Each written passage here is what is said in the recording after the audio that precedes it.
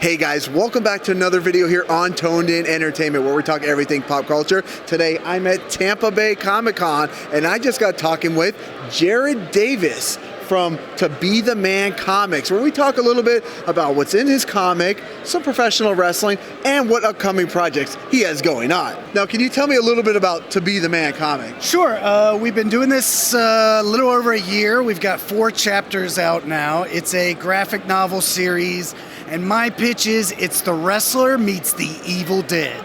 So, 80s pro wrestling, zombies and demons. Come on. Like, you want it, right? Yeah, like I saw the picture and I was like, this is completely my style. I'm a huge wrestling fan. I'm a comic book fan, and when you merge like the two together, I mean, there's not much more you can ask for. That's right. Yeah. Where was your inspiration for the wrestler? Well, the illustrator, Josh Taylor, him and I have been friends since college, wrestling fans going back to childhood, and we'd always kind of bantered around different wrestling-related ideas and did goofy wrestling stuff when we were together in art school. So fortunately, Josh, he works on a lot of other graphic novels and comics and books, and I kind of managed to get a little window of his time, and things took off, and a year and a half later, a little over a year later, here we are. Yeah? There's no inspiration of a professional wrestler in your wrestler? There are some inspirations here. I mean, of course, the one that everyone thinks of because of To Be The Man is Flair. But there's a little Von Erich in there, a little Lex Luger in there, and a little Bruiser Brody, some Mankind in there. So we definitely take some influences, but these are original characters doing original crazy shit. They are booze-fueled. They are on the road in 80s America fighting evil, fighting zombies and demons. I don't think Ric Flair did that during his career. But he's the greatest of all time, so it doesn't matter. Yeah, Ric Flair certainly did a lot, and maybe in some of those crazy WCW years when he was fighting the dungeon. RoboCop and some of those guys. Yeah. Like Kevin Sullivan had a lot of interesting characters, there could have been like the Zodiac and a bunch of guys like that. Kevin Sullivan, when he did the Satan gimmick, he would. Satan has a little bit of a booking role in this story, so I think Kevin Sullivan, he'd be a big fan. Dungeon or Doom, they would definitely be teaming up with these evil guys in our comic. Okay. Now, you said there's only 4 chapters right now. Is there any more for plans for expansion on it? It's going to be a 13-chapter full book. So we've got 1 through 4 out now. 5 is in progress. Probably going to be coming along in the fall. And yeah, we're just going to keep cranking them out. We've got a collected edition of chapters 1 through 4 available now, along with the individual chapters. And those are on Amazon, on our website, tobethemancomic.com, on digital platforms, Comixology, Comic Central. So pretty much anywhere online where you can get comics, you can find our stuff. Now, it's interesting because a lot of things have gone the way. Like, I'm wearing a Blockbuster Video shirt here, right? Uh-huh. You can't go in and rent movies anymore. Yep. You can't really go and buy CDs anymore.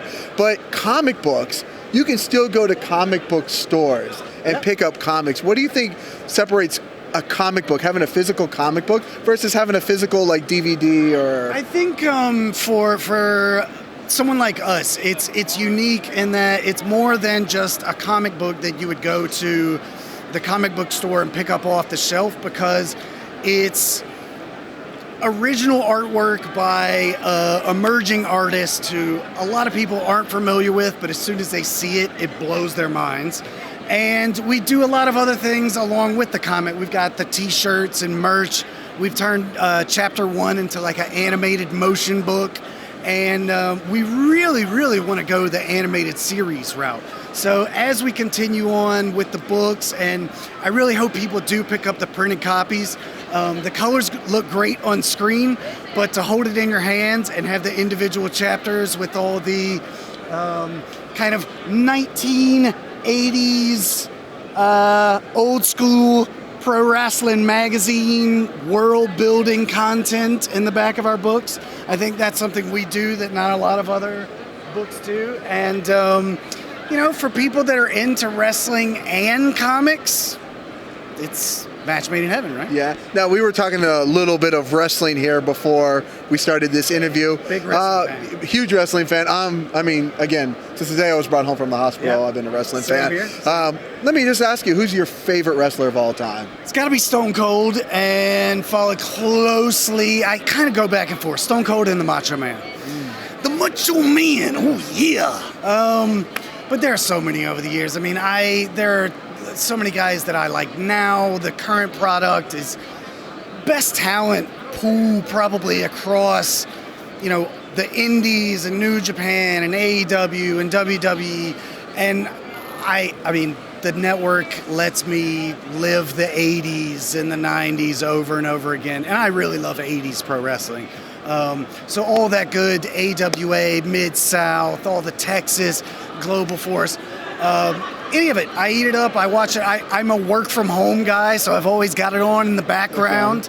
Yeah, I couldn't love wrestling anymore. And it's cool being in an environment like this where, most of the folks here for comics, but you see, your random Bullet Club shirt or your Mick Foley shirt, and it's good to kind of yell out to those guys and have a little, fandom within the broader fandom here. Right, because my favorite wrestler of all time is Sting.